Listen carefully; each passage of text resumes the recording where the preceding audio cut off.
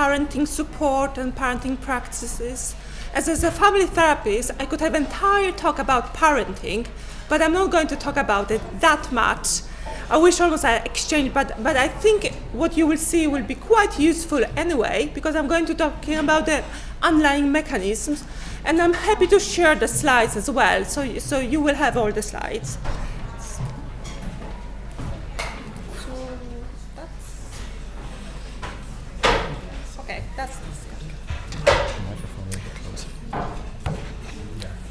So I'm going to talk about parental feeding practices, child eating behavior, social support, and how we can include all those elements in an early intervention. I'm going to give an example of an early intervention that is ongoing now in Sweden. So let's start with the parental feeding practices. Here are some main concepts. So we know that parental feeding practices are linked to child eating behaviors, and also it's a bidirectional association, so child eating behaviors and appetite traits influence parental feeding practices. We also know, I'm going to show some very recent data about how maternal migrant background influences both. And we are going to evaluate the possible changes in those practices as an effect of an RCT focusing on preschoolers. So while studying parental feeding practices, we know they shape children's eating behaviors, but they also embedded in values and attitudes related to sociocultural norms. However, there is not so much research about sociocultural norms with regard to parental feeding. And when it comes to child eating behaviors, we know they are established early in childhood. They reflect genetic predisposition, familial and social approaches towards food. And I'm going to show some studies linking that to weight status. And what about migrant background? I don't know about Ireland, but in Sweden we have increased rates of migration, and we also have increased prevalence of obesity among those groups with a higher of foreign origin. So, and most of the research on parental feeding and child eating has been conducted in homogeneous Western samples. So we know very, very little about those factors, let's say, in Middle East and so on. And I'm going to show some very recent results as well. So I'm going to start with the child feeding questionnaire. It's quite well validated. It assesses parental feeding practices, beliefs, and attitudes related to obesity proneness. I have validated that for Sweden. It's interesting to see that even in Sweden, the questionnaire works really well, and it measures restriction, pressure to eat, and monitoring among the feeding practices. And here is a publication that came in Public Health Nutrition this month, where we investigated the association between maternal migrant background and feeding practices in a large multicultural sample in Sweden. So these are the preschoolers that were part of, there were 1,325 preschoolers. Almost half of them are girls. They were about 5-year-old, and about 19% had overweight or obesity. And their mothers, because we only had mothers, or we collected data from mothers, were, well, 1/3 had overweight and obesity, and 2/3 had a university degree. So we used the question, in which country were you born? It's a very crude examination, and we stratified the answer on the other country to 4 groups: Sweden, Nordic, Western Europe, Eastern Southern Europe, and non-European. And what we saw, this is a summary of results, the Swedish mothers reported the lowest scores on restriction, and that maternal concern about child weight, actually child overweight, accounts for some of the positive effects for Eastern Southern European and non-European mothers, more than child's overweight. So mother concern was more important than child factual weight status. And the same pattern was shown in fully adjusted model. And when it comes to pressure to eat, we didn't see any significant differences between Swedish and Nordic Western European mothers. And non-European mothers had the highest scores when it comes to pressure to eat. And when it comes to monitoring, we haven't seen any differences whatsoever between groups. I'm actually going to skip that. This what you can read in the published paper. These data are unpublished. We are going to submit them, actually, when I come back to Sweden. The same analysis with child eating behavior questionnaire. So this questionnaire, developed by Jane Walden, assesses several aspects of child's eating behaviors, appetite traits, and we have validated that in Sweden in 2 different samples, and it really works beautifully. I like the questionnaire, and parents like to answer that questionnaire. I think it's a good questionnaire. No questionnaire is perfect, though. It has 2 dimensions, food approach and food avoidance, and with food approach, there are 4 subscales: food responsiveness, emotional overeating, and enjoyment of food, and desire to drink. And you see that especially food responsiveness and enjoyment of food is associated with higher weight status. And I've seen a poster here that you have the same results from Ireland as well with this questionnaire. And when it comes to food avoidance dimension, there are 4 subscales: satiety responsiveness, slowness in eating, emotional undereating, and food fussiness. So, satiety responsiveness and food fussiness has been associated with lower weight status. So, the aim with this work was to investigate the association between the migrant background and those appetite traits. And this time we were more ambitious, so we subdivided in smaller groups. So now we had Sweden, still the biggest group, but we have Nordic Western Europe, Eastern Southern Europe, we have Middle East, North Africa in one, we call it MENA, East, South, and Southeast Asia, Sub-Saharan Africa, and Central South America. And here are some of the summary of the results. We got quite a lot of results. But what we found significant associations between maternal migrant background and actually both dimensions. However, association between food fussiness were extremely limited. And it confirms, again, the strong genetic background. So the explained variation was minimal, or it was nothing. When it comes to food fussiness, I'm not going to talk more about food fussiness because we didn't find anything. When it comes to results of particular, that was quite striking, was the perception of mothers born in the Middle East and North Africa. And we have quite big migration in Sweden from Middle East and North Africa. So mothers born in the Middle East and North Africa were more likely to perceive their children as engaging in behaviors related to food responsiveness, emotional overeating, and desire to drink. That is food approach behaviors compared to Swedish-born mothers. And these associations were reversed when maternal migrant background was examined in relation to enjoyment of food. So the mothers from Middle East and North Africa perceived their children not enjoying food as much as mothers born from other countries. So this suggests that mothers born in the Middle East and North Africa might be more likely to have underlying concern about their children's appetites, and specifically that their appetites are not voracious enough. And then we, of course, adjusted for many other covariates. And I would like to comment only about the importance of maternal education, because maternal education was influencing only one subscale out of those. Can you guess which one? Desire to drink. So while education was not associated with any other food-related factors, mothers were more highly educated, were less likely to perceive their children as engaging in the desire to drink. So it is possible that more highly educated mothers were less likely to allow their children to drink sweetened beverages. We don't know that, but that was quite striking. So in conclusion of all this study, but we have more results than so, but I will just go on. Pay attention to regionally specific maternal migrant background. It may affect mothers' perceptions of child eating behaviors, and variation may reflect structural and sociocultural factors. So the picture is quite complicated. And now I'm going to quickly mention social support, because I think it doesn't have enough focus in intervention. It's very important.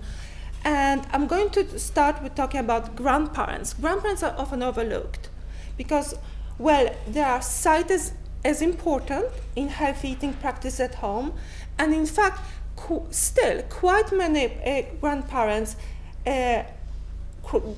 parents rely on grandparents for childcare care, and informal childcare linked to child overweight has been linked to child overweight in the US and UK.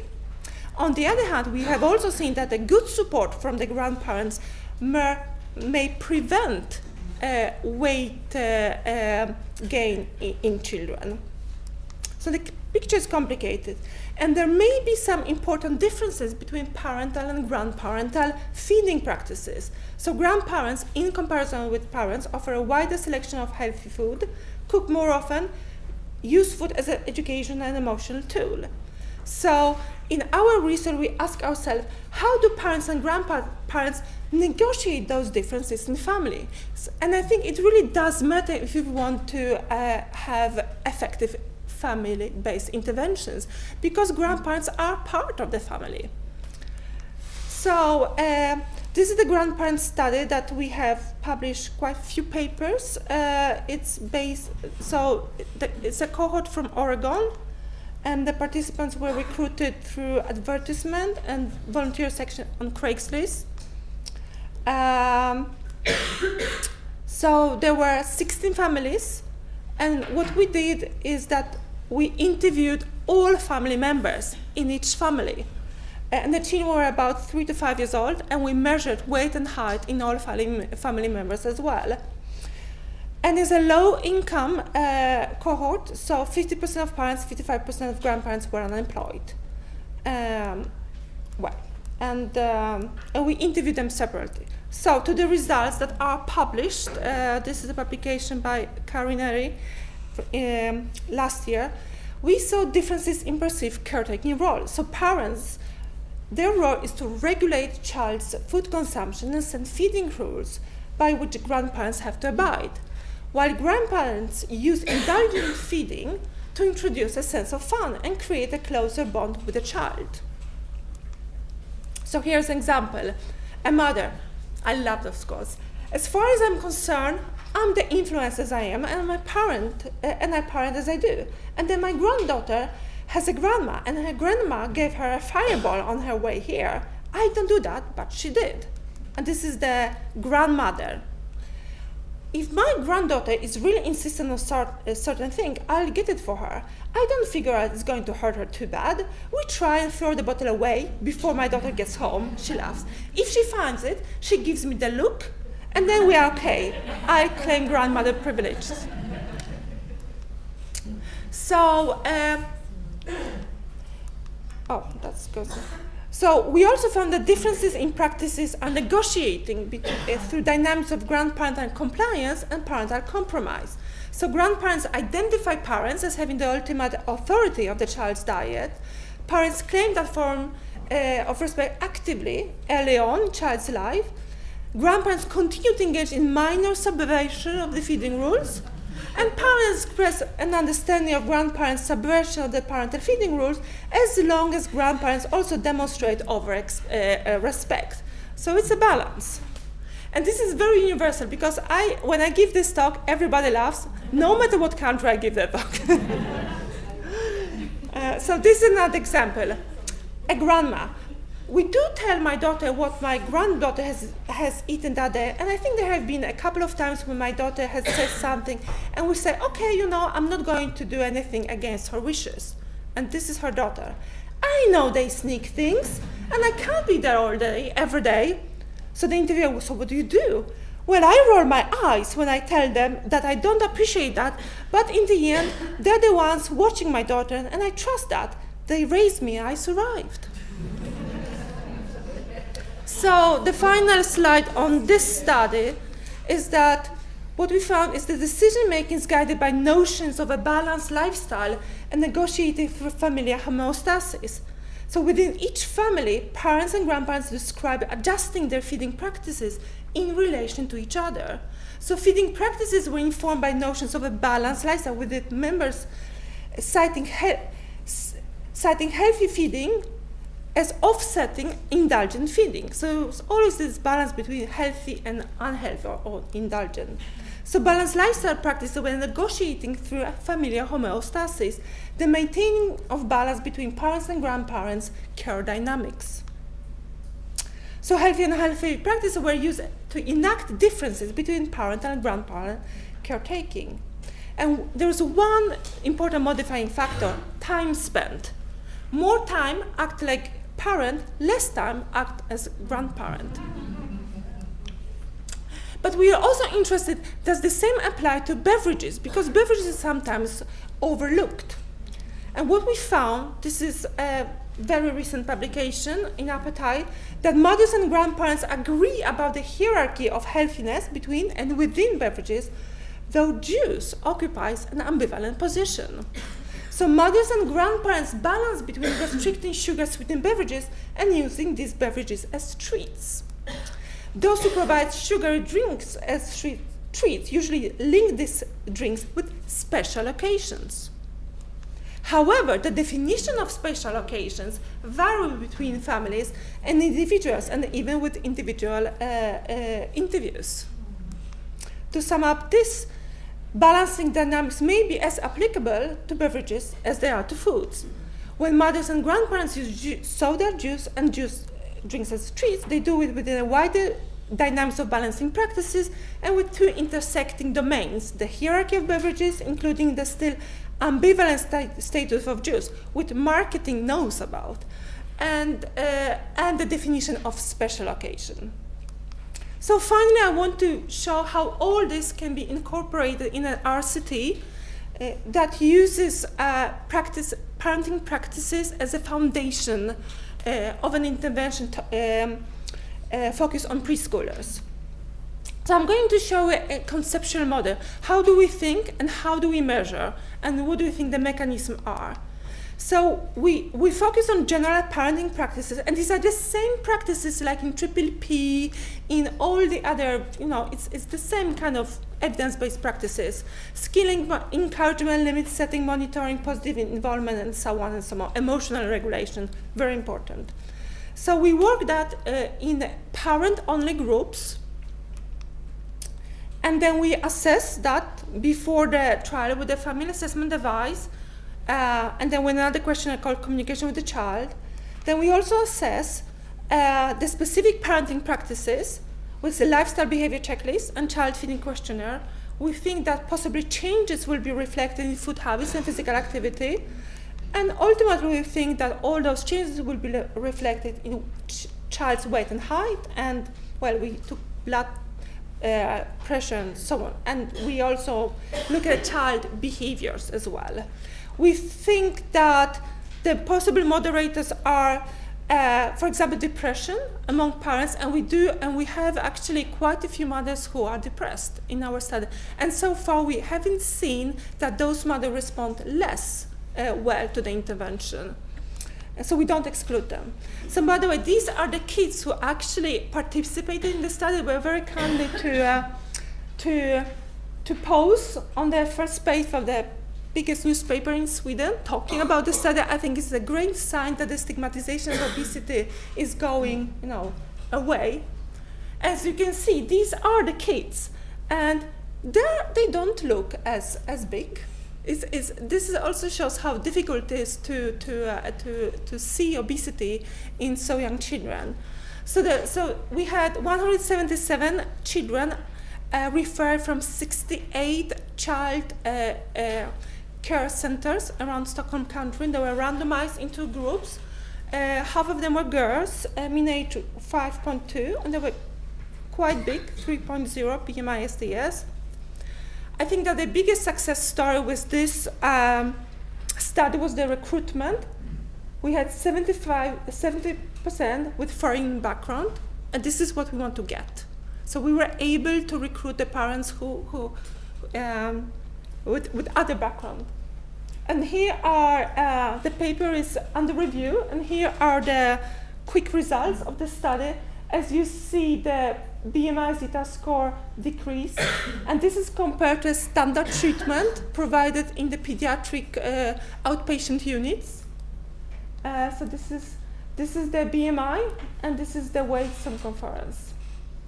So it looks really promising, and we are following families. We're starting a 4-year follow-up, where we also interview all children and all parents. But we also did some, oh, by the way, I know that we are going to hear a talk about, there will be a talk about treatment effectiveness tomorrow.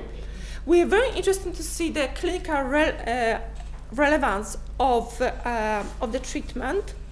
And this is how many children in each group decrease their BMI with more than 0.5 BMI zeta score. This is that reduction of BMI that has been linked to reduction of metabolic score, metabolic syndrome. And you can see that it's a quite big difference between the groups. It's quite statistical. And this is after 6 months as well. So it really looks that the parent-only group focusing on parenting practices is working. So that's the preliminary results.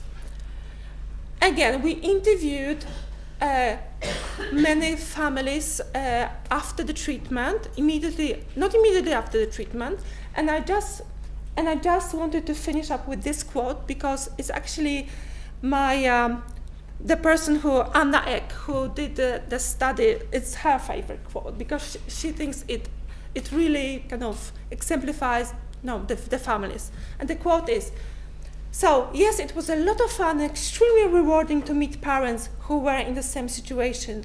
I felt that most of them had children who didn't eat tons of candy, but rather children who liked to eat. And that was the big issue, and that was a relief in a way. It was not like so that here we are all who drink soda and eat candy, but we like actually food." Thank you.